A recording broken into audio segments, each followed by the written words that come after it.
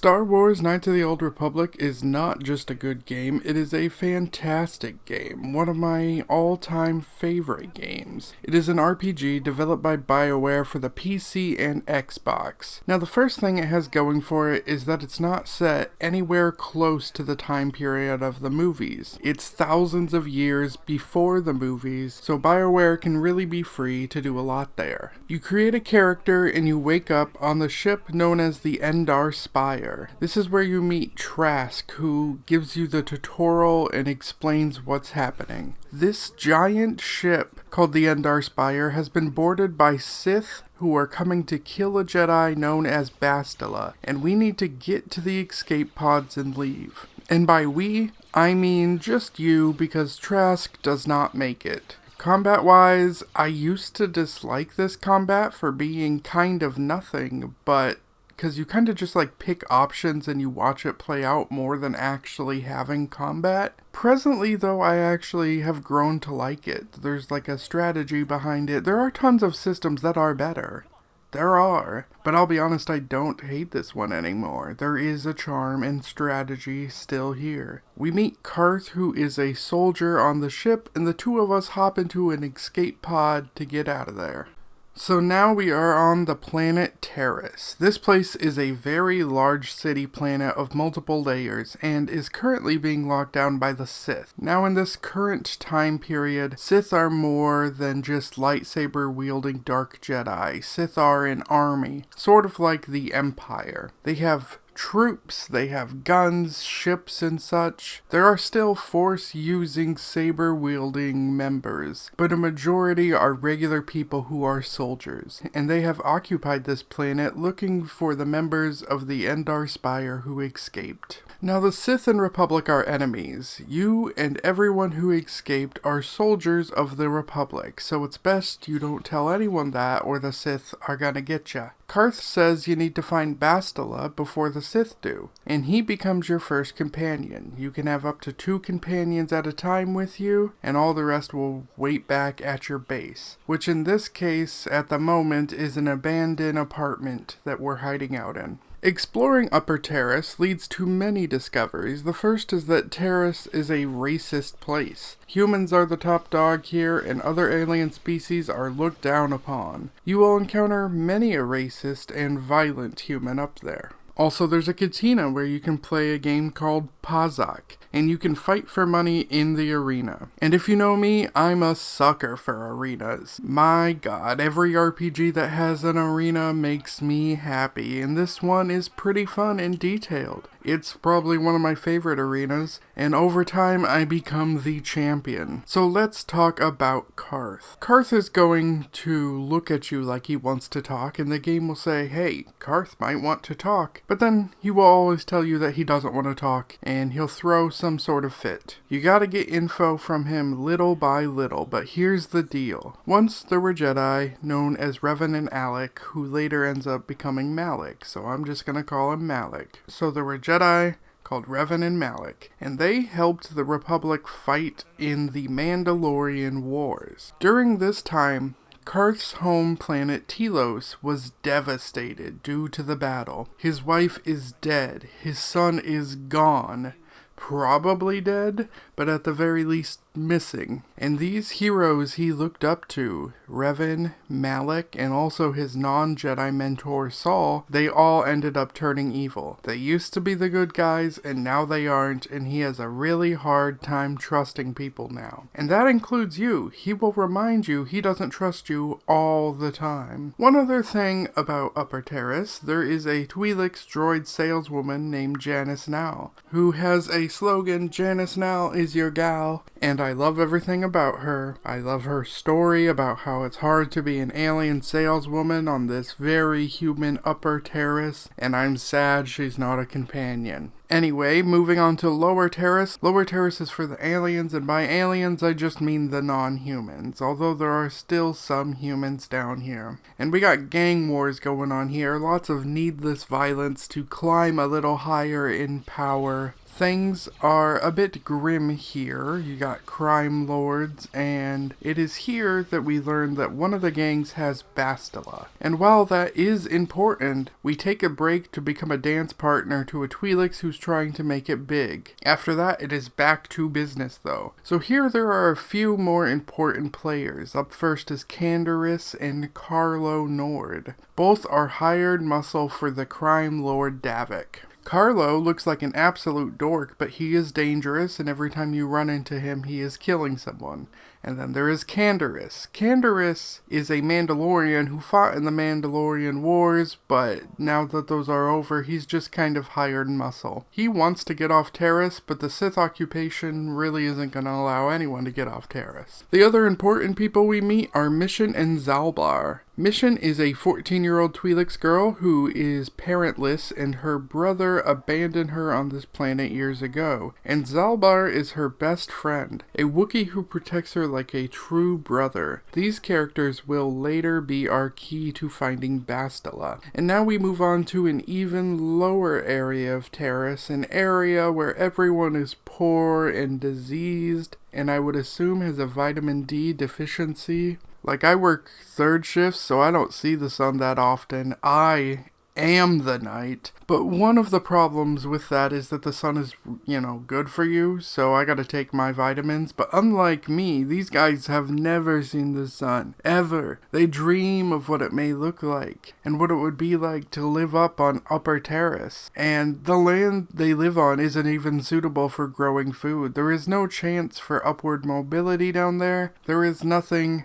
at the bottom of Terrace but death and despair. And to make matters worse, there is a disease known as the Ragul disease, which basically turns you into a monster. Mission is down there and informs us that some slavers captured Zalbar. She will help us with our stuff if we rescue him, and she becomes our second companion. Now the Ragul disease we do find a cure for, and we can either give it to the businessman who will sell it, and only the rich will be able to afford it, and we will also get a lot of money, or we can give it to a doctor who won't be able to give us much money at all, but he will make sure everyone can afford it. I give it to the doctor, and at least that means there is a cure now, even if it won't help the people down there that much, because they'll still have all kinds of other problems. We travel through the sewers and kill some Gamorreans and save Zalbar. Zalbar swears a life debt to us, which to Wookiees is a way of showing thanks for saving them. It basically means Zalbar is going to be there for you no matter what for the rest of his life, and I thank him and he becomes a companion. Now Mission and Zalbar, they bicker too much for me to want both of them with me, and honestly I'm on Mission's side basically every time. What they're fighting about is basically Zalbar doesn't brush his teeth or take baths, and his hair is in matted tangled messes, and Mission wants him to take care of himself and offers to help. Zalbar doesn't want to do that because Wookiees don't take care of themselves. So I bench Zalbar. I don't need that.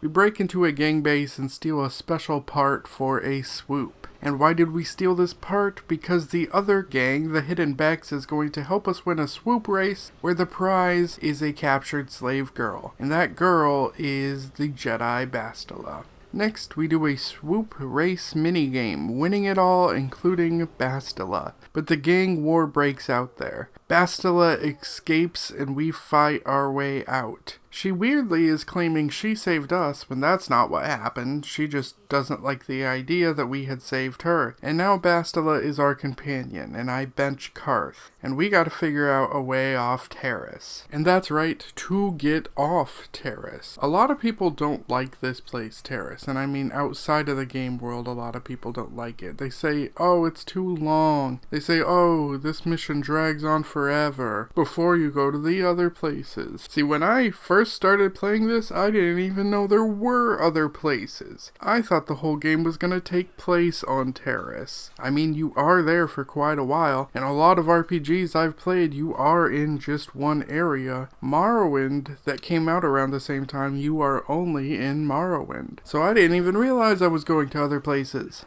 So from the beginning, I never had the disappointment of being on Terrace too long. Besides, I like Terrace, but I do understand it being too long for those who don't like it. So let's talk about a couple things before we leave the planet. A lot of the very lowest people leave for a fabled place called the Promised Land where they can grow crops and such. Mission, she tells you about her brother, and while she is hyping him up as a good guy, she may have rose-tinted glasses because he sounds like kind of a scumbag. There's also a scene where Bastila is kind of a shit to Mission. Hey Bastila, you ever use the Force just for fun?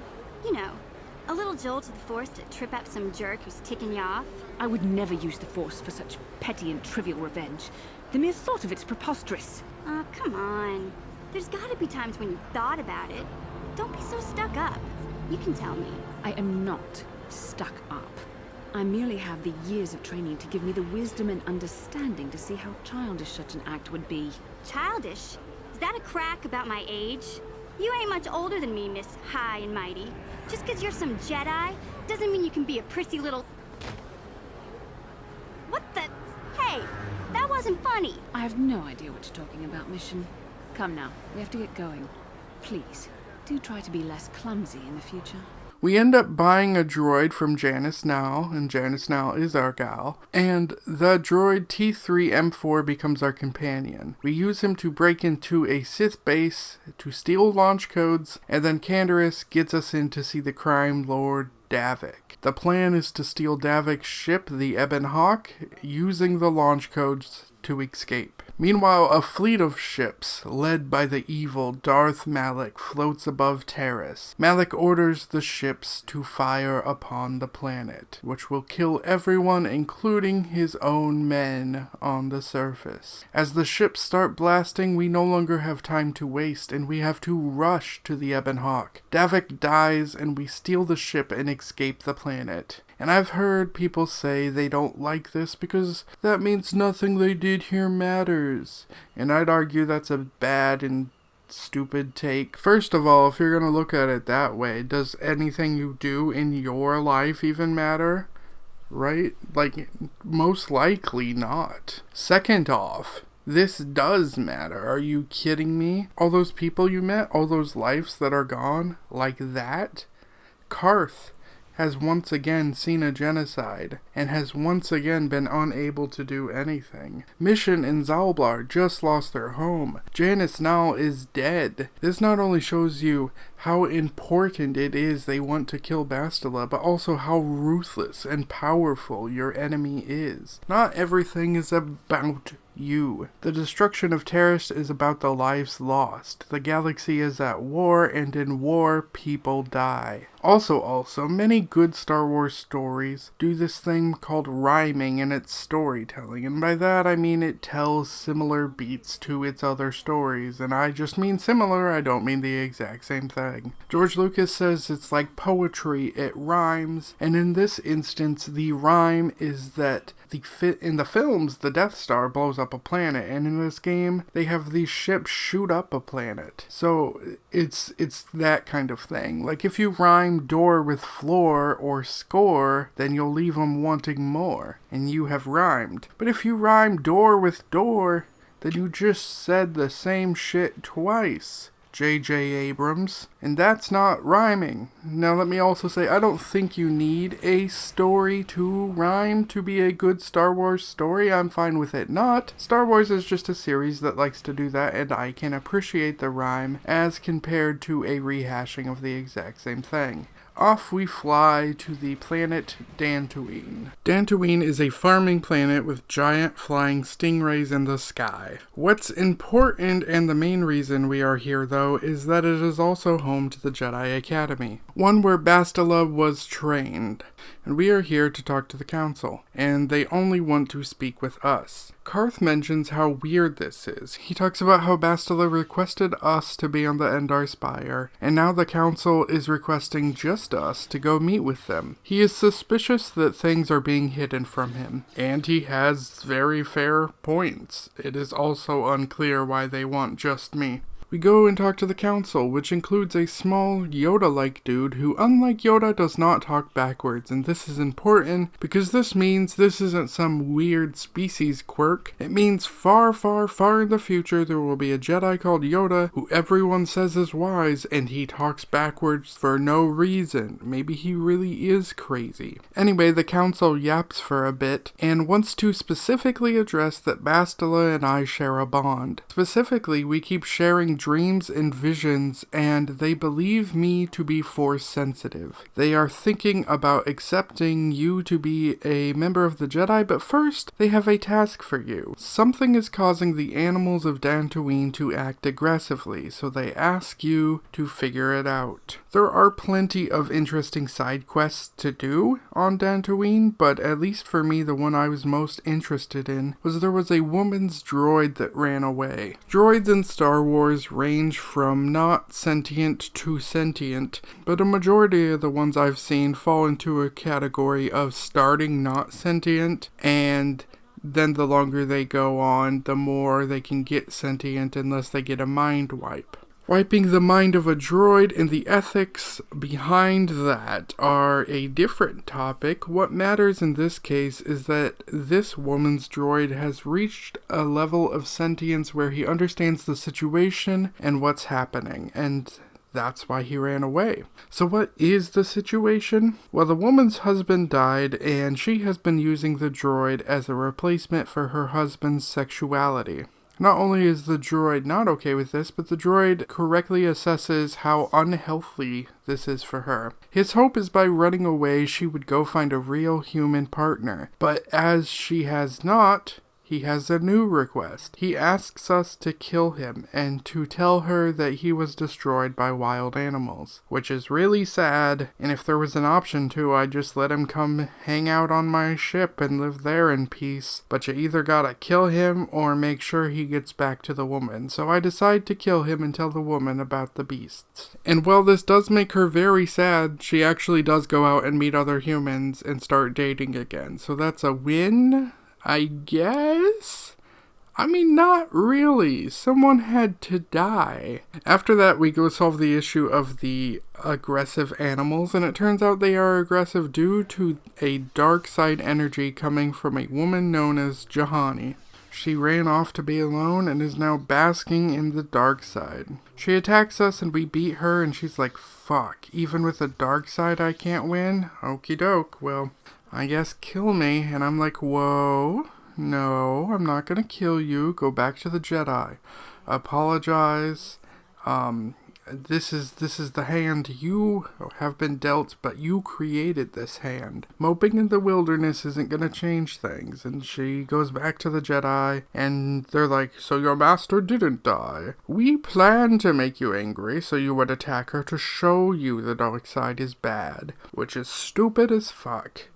It's like when I was a kid and my dad would hit me because he said I was afraid of him hitting me. Like, what the hell kind of logic is that? That's some dumbass bullshit. Nevertheless, we solved the issue and we are being made into a Jedi now. Which, once again, Karth is correctly stating that this is weird as well because the Jedi only train children, and what makes me a good exception. Another good question to which I have no answer, and so we end up learning in weeks what takes most people years to learn, and at last we are a Jedi. This section is cool because it teaches you various things about the Jedi, like why they have different colored sabers and what the Jedi code is, and you even get to build a saber, and it's pretty dope. Bastila and you go to a special cave and discover an ancient droid who is talking about a Sith super facility, but there is only a partial map to it, 1/5 of a map. The rest are on other planets. It is decided that we need to go to each of those planets to find the rest and stop this super factory. And Juhani will be joining us as a companion. Before we leave though, there are a few final things. First off, the Jedi tell us some history. Basically, there was a war involving a dude named Exar Kun, and people died there. Shortly later, Mandalorians began taking over the galaxy, which started another war known as the Mandalorian Wars. The Jedi at this time were weak and did not want to participate in the war, but some Jedi left to fight the war anyway because people were dying. Specifically, Revan and Malak. Malak is the Sith Lord who had just destroyed Taris earlier in the game. And while they won the Mandalorian Wars as Jedi, they came back with an army of Sith troops and started this current war we are in. Revan was defeated by Bastila, sort of. Malak actually fired on Revan's ship to kill him, but Bastila was there fighting him at the time. And now Malak rules the Sith. The purpose of the story seems to be, hey, when you go out on this mission, please don't fall to the dark side.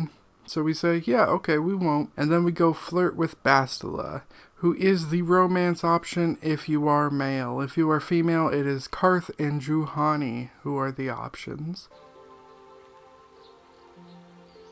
Please. I'm a Jedi. Such feelings, such attractions are, well, they're beneath me, quite frankly. I admit I find you intriguing. I find your command of the Force intriguing, but my interest in you is purely academic. And we talk to Mission, and she's sad about Taris, which is fair enough. Huh? Oh, sorry. I was thinking about Taris. I still can't believe it's gone. I mean, I grew up there, and now it's just gone. Yeah, I know. The Jedi got rid of Revan, so I figure Malak's days are numbered too. But that doesn't make the pain go away, you know? Look, I'm not saying I can't go on or anything like that. It's a shock, you know? I mean, I knew the Sith were evil and all, but the reality of it kind of slaps you in the face. But I suppose that's why we need to stop Malak, right? The more time I spend dwelling on Taris, the more chance some other planet will get wiped out. I guess that's what it comes down to. And to make matters worse, we meet Lana, Mission's brother's ex-girlfriend. He did the same thing to me too. As soon as I ran out of money, he started blaming me for all of his problems. Like it's my fault his get-rich-quick schemes never work out. He's still on Tatooine as far as I know. Not that I really care anymore. And if Mission was smart, she'd forget about that no-good con artist. Griff's better off without you anyway, you table-dancing, brother-stealing home wrecker. I guess that's my cue to leave then. I didn't mean to upset you, Mission. But one day you'll see I'm right about your brother. I only hope it's not too late by then. Well, on to the next planet now. We fly to the planet of Kashyyyk. It's the homeworld of the Wookiees. It also could be called Kashyyyk or something like that. I'm really not sure. I call it Kashyyyk. Before getting out, we decide to flirt with Bastila again. And I'll be honest, my character makes bold assumptions about her feelings based off nothing, and it always seems to work. If this was the real me, I would have never known she even had a crush on me. I don't usually go around telling people, "You think I'm hot, don't you?" But I guess it works for him. Maybe that is what I should try. I am a Jedi, remember? I have far too much mental discipline to reveal what goes on inside my mind with such obvious physical clues. My thoughts remain hidden, including whatever my feelings are for you. Whatever I think about you. That is you. Why must you be so impossibly infuriating? So we're taking Juhani and Zalbar here. Zalbar because it's the home of the Wookiees, so we might as well bring a Wookiee. And it turns out Zalbar is actually the son of the Wookiee leader that is here, and he was banished from his people. And why is that? It's because he aggressively attacked another Wookiee for selling his people into slavery, and he was banished, but the slaver wasn't banished. What the fuck? We meet Zalbar's brother, who is the one who was selling his people into slavery, to a company called Zerka. Zerka's a company that dips their toe in all kinds of business all over the galaxy, and here on this planet, their main product is slaves. Wookiees are big and strong, and therefore they would make good slaves. Obviously, this is pretty gross, but Zalbar is staying behind with his brother to pay for his crime of hitting his brother for selling slaves, which is stupid. So off we go to do some various shit and try to wrangle power away from his brother. And also, we find a star map piece. But who dares to find us? It is Carlo Nord from Terrace. He survived somehow. Not to worry, we kill him and wear his armor, which throughout most of the game looked pretty shitty. But when you actually put it on, it looks different and better, so that's a good thing. We then meet Jolie. He is an old-ass ex-Jedi hermit who's been chilling here for a while, and he's ready to leave. Jolie is quite the character. He's not going to constantly be like, oh, you gotta do the Jedi thing or whatever. He more just rambles like an old man all the time and tells a lot of stories. Jolie actually possesses the ability of free thinking and skepticism, which is welcome compared to Bastila's we always gotta do the Jedi way. To open the door to the star map, we have to take a test to match the last person who entered. If we respond to the test with good moral options, then we get attacked by robots. If we respond with evil options, then we get let in. Either way, you get let in because once the hologram guarding the door sees you fight, then it's like, oh, you do match the last person to access this. Very, very strange. What could that mean? We grab the star map and we go find Zalbar's father and get him to try to get his people back. Which we do. We take down his brother and we start a Wookiee uprising where they start killing Zerka slavers and taking back their land. A fantastic way to leave the planet. Off to our next one. But wait, what is this? A little girl on our ship? Why is she here? We find out she's actually from Dantooine, so we make a quick stop and we drop her off. She shouldn't have been on our ship anyway. Then we make another quick stop at an Xbox DLC of Yavin Station. This isn't really a planet, it's just a shop, but this is my first time seeing it, as this game way back when I had it on the original Xbox, I didn't have this place. It's nothing big at all, like I said, it's just a shop, but it's still cool. Alright, for real now, off to our next planet. Tatooine. Before heading outside, Juhani expresses an anger with us, and while she knows it's not a justified one towards us, she still wants to vent those frustrations. If it were not for you and Bastila, the Sith would have never had reason to destroy that world. It was your fault for being there, and your fault for rescuing Bastila. Without your intervention, the Sith would have had no cause to lay waste to my childhood. Now, Tatooine is probably the most famous planet in Star Wars. It's a desert planet full of nothing where, for some reason, so many stories take place here. At this specific time, it is just starting to be filled out in its population, and it's far more sparse than in the movie's time period. We need to find a star map here, and we are also looking for Mission's brother Griff. We end up buying a droid named HK-47 who is both a translator and an assassin droid. The plan is to use him to communicate with the Sand People and try to find both Griff and the star map. HK-47 is a fan favorite character. He basically just wants to kill everything all the time, and that's his personality, which does lead to some funny lines. Translation. 98% probability that members of the Miniature Organics tribe are being held by Sand People Master. Doubtless, he wishes assistance. Translation. 2% probability that the Miniature Organic is simply looking for trouble and needs to be blasted. That may be wishful thinking on my part, Master. The thing is, I don't really do droids in my party unless I absolutely need to. In this case, I need to, but after that, I'll be benching HK. And it's not for some weird prejudice reason or some stupid shit like that. The big reason is, droids heal differently. A droid uses a repair kit to heal, and other characters use med packs. And it's easier to stock up on only one thing. Besides that, Force Heal, your power that I use in most of the game, heals all non-droid characters. And since you don't have an option to even be a droid, you can never have a full droid party. Therefore, I basically never use them unless I gotta. We disguise ourselves as Sand People, make it into the camp, remove our disguise, and then talk to the chief with HK as our translator. Translation. He requires proof of good faith. We must make a contribution to his people that shows we are not a threat. Shall I blast him now, Master? It turns out they have Griff and that they can't stand him. So they tell us we can take him, and they also say, yeah, we know where the star map is, but you're gonna have to go through a crate dragon to get it. So we leave, go talk to Griff, and he's a slimy little shit. Griff, don't you recognize me? It's Mission. Mission? Is it really you? I heard Taurus was destroyed. I thought you were dead. Oh, joy of joys, my little sister is alive. I have to ask you something, Griff. It's important. I ran into Lena. She said it was your idea to leave me on Terrace. It isn't true, is it?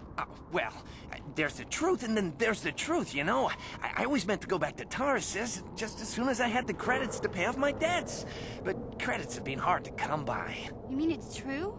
It was your idea to leave me there? I'm your sister. How could you abandon me like that? Come on, sis. You didn't need me to look after you anymore. You may have been young, but you knew how to take care of yourself. Besides, you're here now. I mean, everything worked out fine.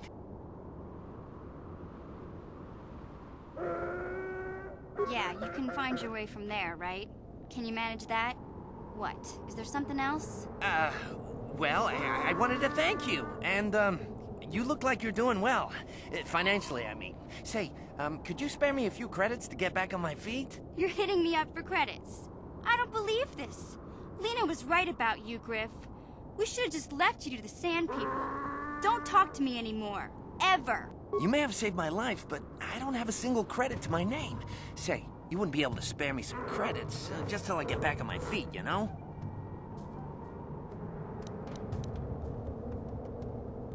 Huh. I guess you've been talking to Lena too. That's okay. I'll figure out a way to get by without your credits. I always do. Besides, I've already got a job lined up for me. One of my favorite side quests here is there's a husband and wife who have a dispute, and she is fucking done. She sets up these droids to self-destruct if he moves from that spot, which is a crazy revenge. And well, I make a lot of light side choices. This dude is kind of a dick, so I am all for him being left trapped. My plan was maybe after a while I'd come back and maybe he would have learned a lesson by then. But instead he attempts to attack me, which made his droid blow up and it killed him in the process. He's a fucking dipshit. Anyway, off we go to the crate dragon and we team up with the hunter. We place explosives in an area to hurt it and we use a bantha as bait, which is an entire episode of The Mandalorian. And even like sand people having their own language and communicating is also a thing that Book of Boba Fett did recently. No, Mandalorian did that too. Mandalorian really just takes a lot of stuff from KOTOR, really. So we get the star map and we head back, stopping Griff on the way. Turns out he has another scheme going on and asks for our help. Apparently the exchange will break his legs if he can't get it. What a fucking nut. We just saved him and now he's dealing with the exchange, which is basically the mafia. I know he's telling the truth, but putting yourself into danger and then trying to guilt us, like, you gotta help me or they'll break my legs. You put yourself in that situation right after we saved you. I fucking hate him. Now we can help Griff. We can.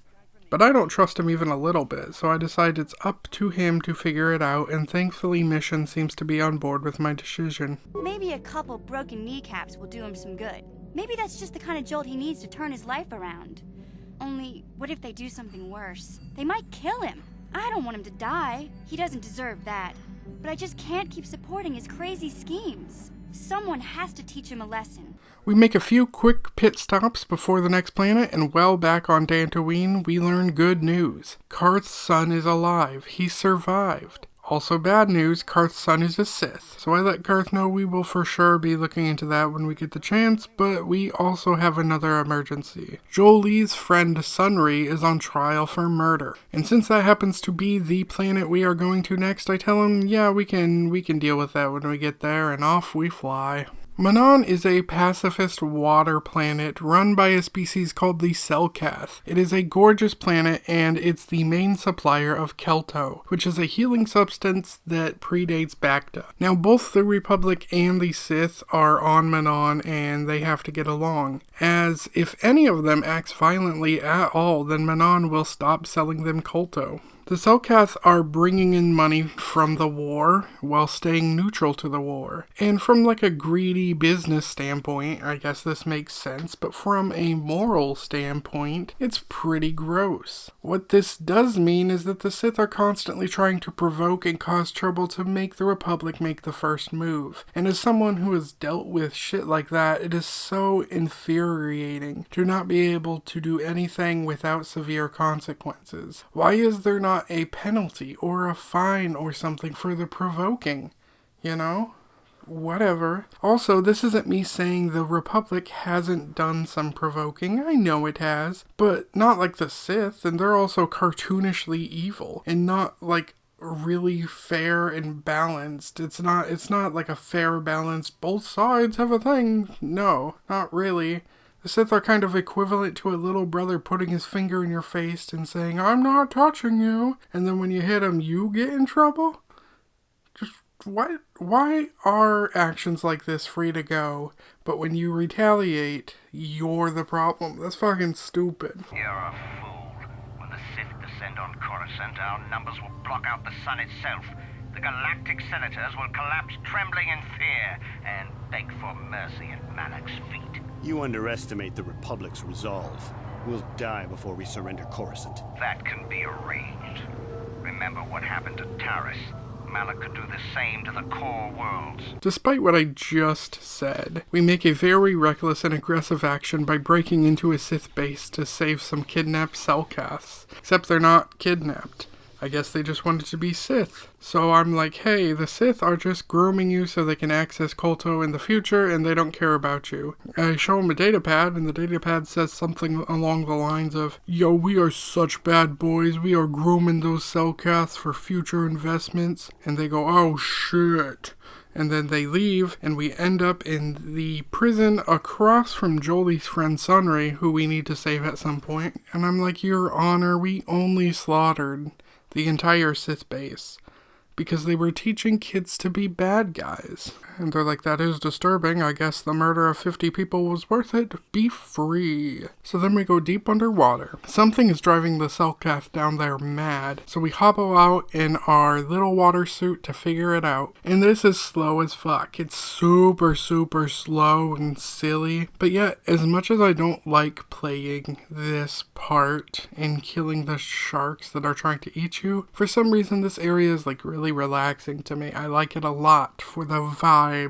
I love me a deep submarine horror type area. It'll put me right to sleep. But don't worry, I fight the sleep, and then I find a star map and destroy some mining equipment that was causing a super big shark to go crazy. With the shark now calm, the Selkath are too, and I go back up to the surface only to get arrested again. Once again, just sitting across from Sunray. "Your Honor, I only blew up that equipment to make a big shark happy." "Oh shit, you met the big shark? The big shark of legends, and you made him happy? Oh, that rocks, man. You are free to go."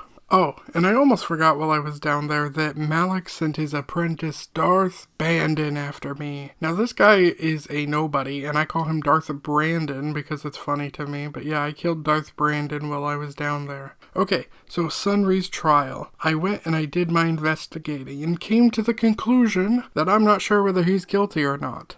I then presented to the court that I'm not sure whether he's guilty or not. I made my compelling case, and they also came away going, "Yeah, we're not sure whether he's guilty or not." So Sunry is freed, and everyone is happy, and I looked it up on my computer later, and it turns out he was fucking guilty, and I just let him go free, so god fucking damn it. I'll have to send Splinter Cell Karth to assassinate him or something. If you play Starwind, this trial is happening while you're running around Manon, so that's cool. But back to this game, though. Bastila and I do some very bad flirting. Please try to stay focused. I doubt the Council would approve if they knew we were busy discussing our mutual attraction when we should be saving the galaxy from Malak. Mutual attraction? I never said... It's just an expression. Whatever our feelings... whatever your feelings, you have to try to ignore them. And off we go again. We are headed to Korriban, home of the Sith. We don't end up making it to Korriban, though. Not yet. A large ship captures us, and not just any large ship, it's the Leviathan, Karth's mentor's ship. Any minute now, they're gonna come aboard and capture us. The plan is to pick one member to hide and then come save us. I thought over my options, and to me, it was down to Mission or Juhani. Mainly because stealth was one of the things I had points in for those characters. I chose Juhani because she would be alone, and Force Heal would be very helpful for someone who's alone. And honestly, I still think it was a good choice. In the meantime, though, me and Karth and Bastila are being tortured. And I know compared to present day, the graphics, the presentation, they're not that good compared to present day. I know some of the voices and the acting could be tweaked, and I know I'm older and more mature and already know what's gonna happen. But goddamn, this whole scene is so great to me. Even with all that stuff, I think it's fantastic. And having Bastila get tortured is always hard on me. And it works. I can tell it works because I want to tell him the stuff. He's asking me questions. She's like, don't tell him. She's getting zapped and I want to tell him the stuff. And I know it's a game, but that is my virtual space girlfriend, goddammit. On what planet is the Jedi Academy at which you were trained? Alderaan is nothing but a planet of artisans and philosophers. There is no training academy there. You must think this is a game. Very well, this is the price of your resistance. Enough! You see what happens when you try to defy me. This first question was a test. Obviously, Malak knew the academy was on Dantooine, and it has since been destroyed by our fleet. Dantooine is an empty graveyard now. Nothing is there but a smoking ruin and the charred remains of your former masters. Now, tell me your mission. How were the Jedi planning on using you to stop Lord Malak and our Sith Armada? Do you take me for a fool? The Jedi are not assassins. They would never devise such a plan. Perhaps you need a reminder of the consequences of refusing to cooperate. No! Pain!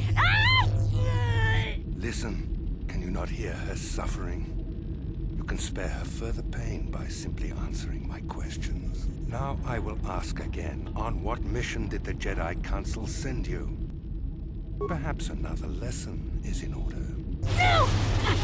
No! I beg you, no! Mercy! No! I am surprised she did not pass out sooner. Rarely have I seen someone withstand such punishment and remain conscious. I see I am wasting my time here. When Malak arrives, you will learn my interrogation techniques are considered merciful by the Sith. I will leave you here in your cell with a small taste of the horrors you will suffer when Lord Malak...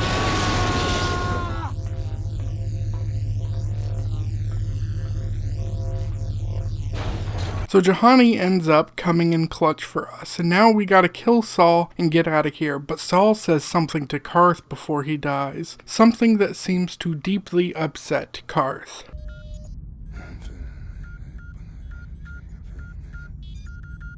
You didn't know, did you? Remember my dying words. Remember them whenever you look at those you thought were your friends. This guy said it can't be true, can it? No, it can't. Damn you, Saul. Damn you.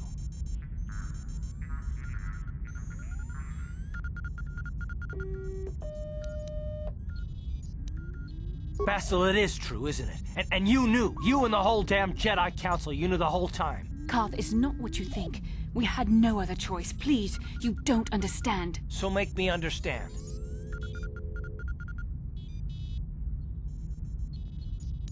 Not here, Karth. Please, there's no time. Malak is coming. This isn't the place. Please, Karth, I'm asking you to trust me for just a little while longer. Okay, I'll trust you, Bastila, but as soon as we're off this ship, I expect some answers. Of course, Karth. As soon as we get to the Ebon Hawk, I'll explain everything. To both of you, I promise. Off we head to the ship, except we don't make it there because we run into Darth Malak, and he has quite the bombshell to drop on us. What? You mean you don't know? All this time and you still haven't figured it out. I wonder how long you would have stayed blind to the truth.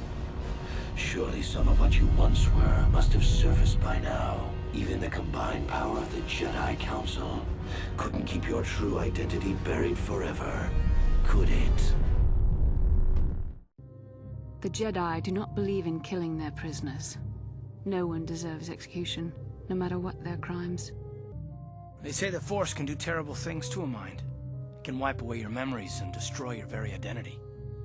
What greater weapon is there than to turn an enemy to your cause, to use their own knowledge against them?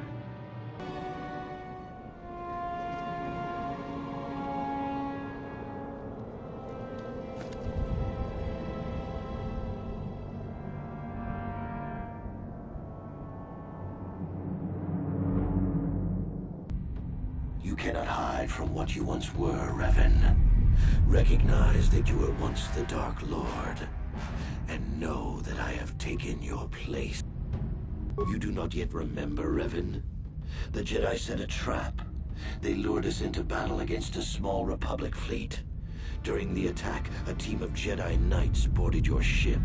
The Jedi strike team captured you, and the Council used the Force to reprogram your mind. They wiped away your identity and turned you against your own followers. It's true. I was part of the team sent to capture Revan, to capture you. When Malak fired on the ship, you were badly injured. We thought you were dead. Your mind was destroyed, but I used the Force to preserve the flicker of life in your body.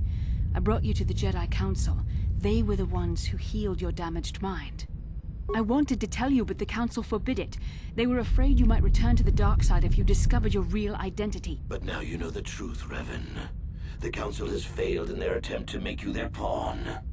The will of a Sith Lord is not so easily manipulated.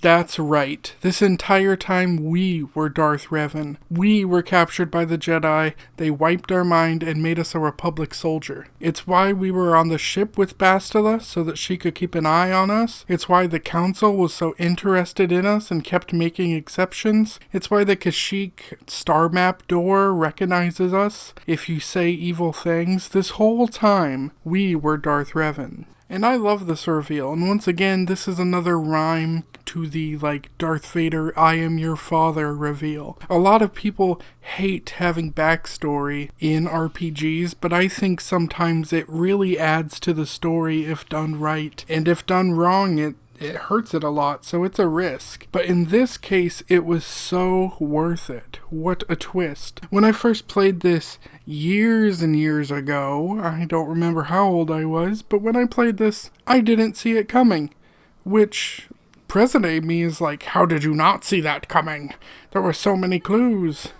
But I truly did not see that coming, and I was blown away by the twist. We kick Revan's ass for a little bit, and we escape. But we lost Bastila. Malak managed to capture her, and we can't go back for her. Back aboard the ship, we need to give everyone the truth and see if they will still accept us knowing the truth. I don't see the Sith Lord standing here. I see a friend who's been with us through thick and thin. Remember, Malak's the one who tried to destroy Terrace. Big Z and I will stick by you. We owe you our lives. How can you say that, Mission? The Sith bombed my homeworld, Revan took away my family, and destroyed my life. Everyone knows it was Malak who gave the order to attack your people, Karth. You can't blame Revan for that. I suppose you've proven yourself to be a friend of the Republic by your actions so far, Revan. But can I trust you? Can any of us? What about me? I already knew who you were, though it wasn't my place to tell you. Better off that you know, if you ask me. You defeated the Mandalore clans in the war, Revan. You were the only one in the galaxy who could best us. We had never met one like you before, and never since.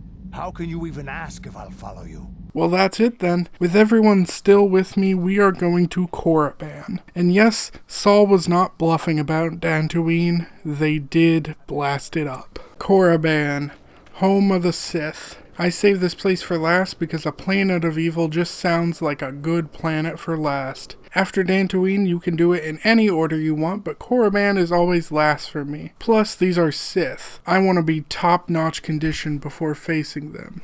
Also, I didn't do this on purpose, but I realized with my purple outfit and yellow lightsaber, I literally showed up to Korriban as Bible Man, which is funny as shit to me. I don't know if I've mentioned this before, but there's honestly a ton of really funny dialogue options in KOTOR, and also some really, really mean ones. And I think the amount of options is pretty good for whatever you're role-playing as. Now, I will say the evil options can be like really, really evil, so if you want to be somewhere more morally gray but still kind of on the evil side, your evil options are going to be a little over the top evil, but yeah. It's not a bad thing, it just feels really intense sometimes. Like on Tatooine, I could use the Force to make a guy never be able to speak again, and the guy didn't do shit to me. He just didn't want to answer questions because he was working. Shit like that. Even on like evil playthroughs of games, I don't know that I've ever played one where I'm just that fucking evil. You know, usually I sort of have some sort of justification or some sort of thing I have going on for my character, you know? Like maybe they're just desperate for money or something, I don't know. But I don't think that's a bad thing. I think some people would say that's bad writing or whatever, but no, I think it's completely fine to have such an over-the-top evil character. And this is a Sith planet, so on a planet like that with an evil playthrough like that, that will allow you to just be the absolute worst. And I think that's a good thing. If you're playing as if this is an RPG, there should be multiple roles you can play. So I think that's a good thing. What's also funny is by this time you actually know you're Darth Revan, but anyone you tell that you are Darth Revan doesn't believe you, and I think that's funny. Now, I was not an evil character. I was mostly light side, which is the way I prefer this game, and also I don't know if I even mentioned the morality system, so let me do that. Some of your actions are judged as either light side or dark side, and there are built-in bonuses to that. Like, the more light side you are, the cheaper light side powers are, and vice versa. And the dark side also kind of changes your appearance. It makes you look uglier and eviler. And I know people who hate this morality system because then they feel trapped, as if all they have to do is all good or all bad. And well, I don't feel trapped by that at all and just choose whatever I want. I won't lie that sometimes that does influence my decision on what to do. If I'm a little like, do I want to do this one or this one? That I usually choose the light side one so that I'll have more light side points, if that makes sense. So sometimes it does influence my decisions. Often in games, I can end up disagreeing on what is morally right and morally wrong. Like, usually we are all agreeing, but there's always ones where I'm like, okay, shouldn't this one be good? Why is that a bad option, you know? If you are doing this kind of system, I kind of prefer what they did in Mass Effect, where Paragon and Renegade exist. Renegade isn't necessarily evil, it's just like the more aggressive option. However, I will defend this morality system a bit. First off, regardless of where you stand on the principles of something like the Force, Star Wars is more often very black and white with morality, and that is shown better nowhere than the different sides of the Force. Jedi practice the light side and Sith practice the dark side. This is a fundamental part of Star Wars, and as such, if I was going to use the Force, it makes sense to have a Force morality system. The other criticism I see about that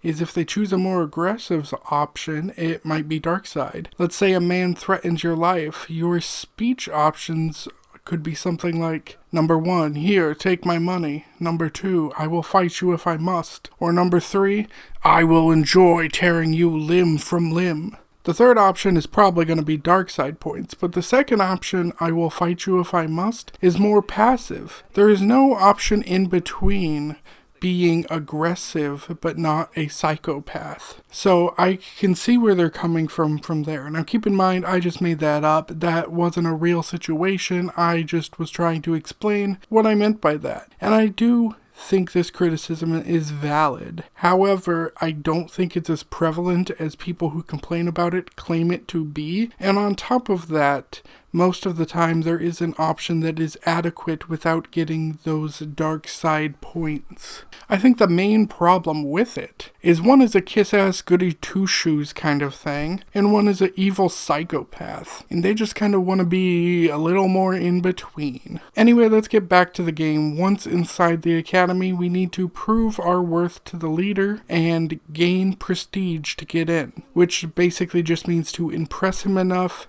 and we will be accepted. Now before we do, we meet Dustill, Karth's son. Karth begs him to leave the Sith, but Dustill says this is his family and he won't leave. He claims he will only leave if we can prove the Sith are evil, because he doesn't believe it. And this is a wild thing to me. Before even entering this Academy of Sith, I ran into Sith who were asking me how he should torture his followers. Some Sith threatened to hurt us if we didn't entertain them. There was a Sith holding a competition of whoever could stand in one spot the longest could join, but it was a lie and they were dying wasting his time for him.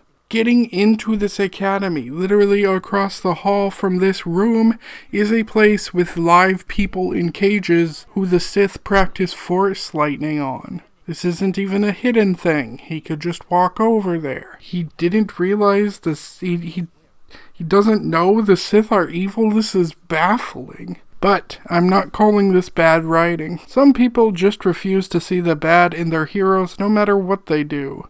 And that pertains to real life too often, unfortunately.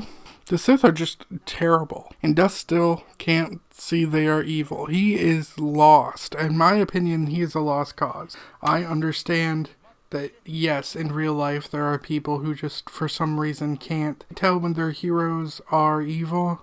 You may disagree with me. At a certain point, they're just a fucking lost cause. You either fucking can comprehend this shit, or you're too fucking stupid, and I am wasting my time talking to you. And with Dustill, if you can't tell the Sith are evil, everything about the Sith, this isn't like a hidden thing, everything about the Sith is all about how evil they are. Like, they pride themselves in how evil they are. Anyway, you gotta pick your options carefully here, because the slightest mix-up, and you'll have to fight and kill Dustill.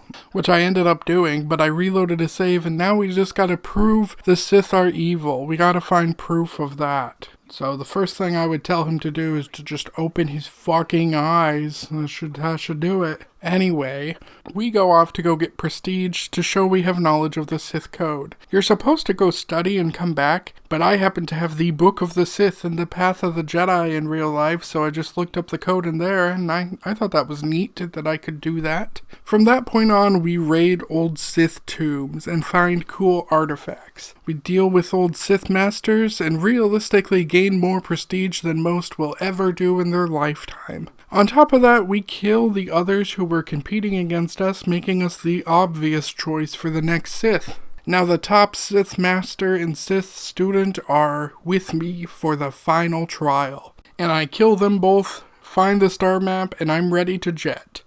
Except now I gotta kill all the Sith in this academy, which is fine by me, but the big issue is that I broke Dustill's quest. He remains there forever needing proof of the Sith's evil. And that is going to be a little harder to convince him now that I slaughtered everyone. Kinda gonna be hard for me to talk my way out of that. But it turns out I just needed a data pad, and I somehow didn't get that data pad, and that would have ended the quest. But because I didn't, instead that leaves Karth forever unable to show his son the Sith are evil, and that sucks. Also, we meet a slaver who wants to buy Juhani, and it turns out this slaver was also the one who had her a while back. So we kill him, but Juhani is very, Jedi about it. Boo. Still, I think a specimen like you would be a nice addition to my collection.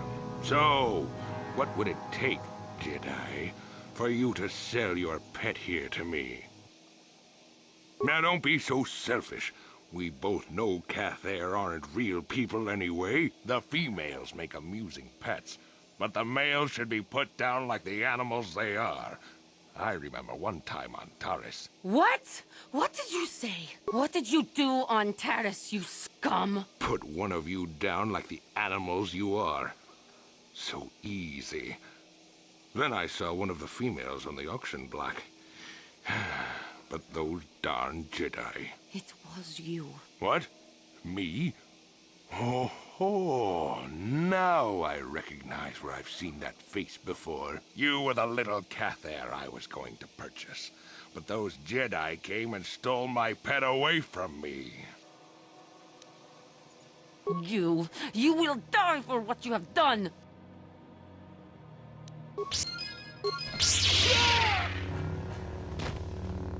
I felt satisfaction taking revenge for my people. No, I didn't. I let my anger, but I recognize this. And I am true. I suppose I was fortunate that, in this case, we should continue on our way. I do not... Well, we have the map pieces now, so it's time to fly to the Star Forge, save Bastila, and confront Malik. You are strong, child. But I will break you. I'll never fall to the dark side.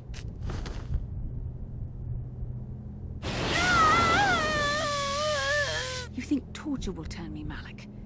You're a fool. Torture? No, dear Bastila. You misunderstand. This is but a taste of the dark side to whet your appetite. So we are flying to the Star Forge. The Republic will be showing up at some point as well, but suddenly we lose power and crash on an unknown planet. This planet has a field that kind of takes down any ships around it, and we need to repair our ship and shut that field off before the Republic arrives, otherwise all their ships will crash too. This beautiful beach planet is Rakata Prime, and it is home to the mostly extinct alien race known as Rakatans. Now, the history of these people is complicated, and we aren't getting into that. What you should know is these are an ancient race that once ruled the galaxy. They made the star maps. They made the Star Forge. They were the masters of the dark side. These are people so far extinct there are only legends about them. But here they are, still living, and they know you, because, well, you were Revan, you met with them. There are two groups of them, one evil, one good, but regardless of your choice, you will end up in the same spot. What really matters to me is that when I squeeze my stress octopus, it becomes a Rakatan, and I think that's funny. Anyway, we get in, we kill a lot of Sith, and then we reach the controls to shut down the field. But someone is waiting for us. It's Bastila, and she has turned to the dark side. Right here is where you kind of have to make your definitive choice of good or evil. I went the good side, but just so you can see how insane and brutal the evil side is, I also got some footage of that. You basically destroy your followers, and it kind of hurts, to be honest. Surely you know what I mean, Revan. Look at what the Council did to you. They turned you into their puppet. The same thing they do to all who are truly strong in the Force. They speak of the dark side as if it is something to be feared, but in reality their only goal is to manipulate those who are strong in the Force. The fear of the dark side is a tool to maintain control. You deserve to be the true master of the Sith, not Malak. I see this now. Together we can destroy your old apprentice. Join with me and reclaim your lost identity. Don't do this, kid. I don't want to, but I'll fight you if I have to. Even if it costs me my life. A true Jedi would never bow down to the Sith. If this is your decision, I have no choice but to do battle against you. Kill her. Rend her flesh. Show her the fate of all who dare stand against us. Embrace the power of the dark side. Not this again! Let's make this quick. You cannot win.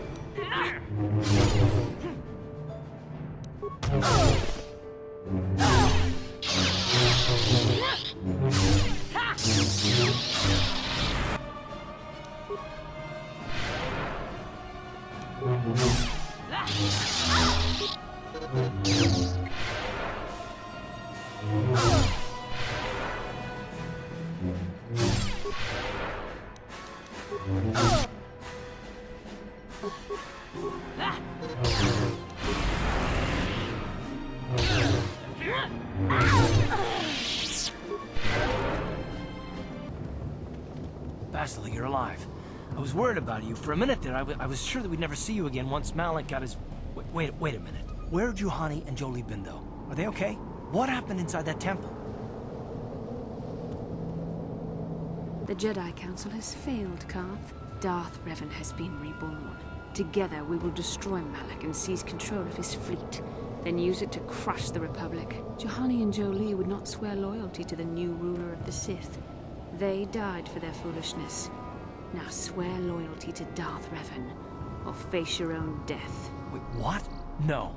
We serve the Republic. You are no better than Malik. We'll never swear allegiance to one who serves the dark side. The droids will continue to serve you, Revan. They are programmed to obey their master. And there may be others who will choose to join us. The Republic is doomed. Revan has returned. Who will now swear loyalty to the second coming of the Dark Lord? You're Revan, and I'll follow you anywhere. It doesn't matter who you're fighting against. I'll be at your side.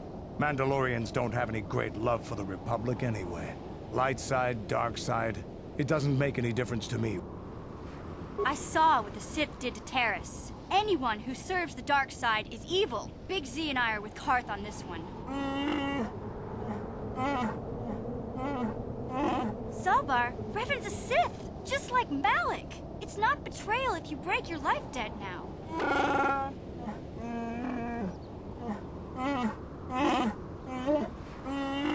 No, Zalbar, I don't care. I won't help the Sith against the Republic. Not for anything.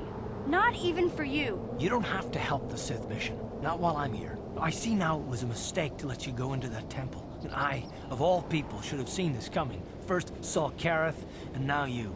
I mean, I should be an expert on betrayal by now. No, but nothing you can say or do can make me betray the Republic. I won't join you, and I won't just stand aside and let you become ruler of the Sith again, Revan. Run for admission. Go, go! Let him go.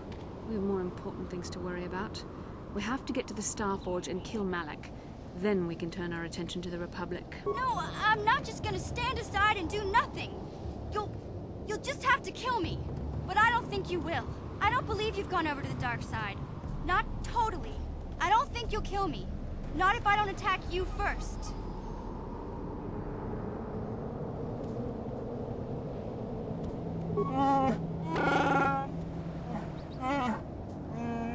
Looks like you'll have to do your own dirty work, Revan.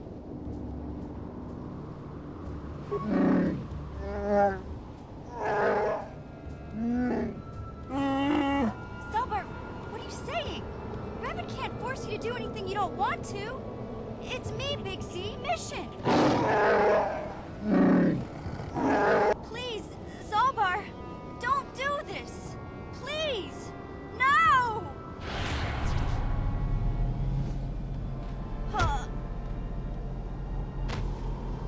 Well done, Lord Revan.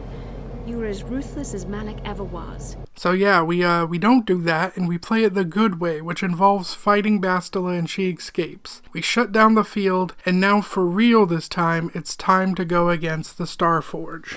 This is the big battle. The Republic are fighting the ships outside. The remaining Jedi have landed inside to fight the Sith, and we are here to take on Malik. This is such a perfect Star Wars rhyming way for it to end, with the Republic outside having the space battle. The Republic outside is having problems though. Bastila is using her battle meditation to make the ships fighting the Republic fight even better, which is causing the Republic to lose. We go through mopping the floor with as many Siths as we can and end up finding our robes. If light side, we get white robes. If dark side, it's black. We then run into Bastila. In some playthroughs, you must fight her to the death. But in this one, not only was I able to defeat her, but I was able to convince her that I love her and I want her to still be with me.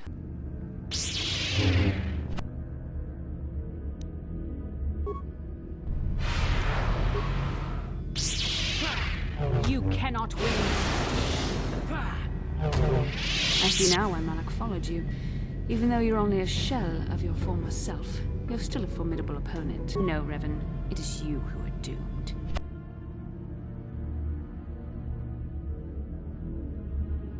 You're growing weary. I can sense it.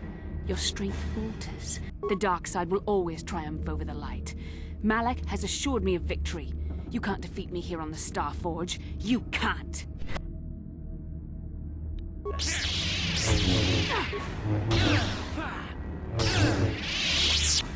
This is not possible. You have rejected the dark side. You are a weak and pathetic servant of the light. How can you still stand against me? Why can't I defeat you?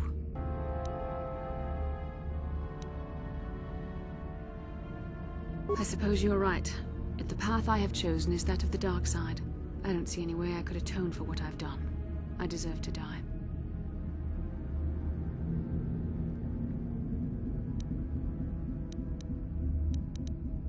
You love me. There was a time I yearned for, and yet dreaded to hear those words. I loved you too, but I could never face who you were. Malak knew how I felt. Any part of the light that was within me would be extinguished when I killed you. But what good is love? It cannot save me from the sea of blackness I am drowning in. I have betrayed everything I ever believed in. How can I atone for that?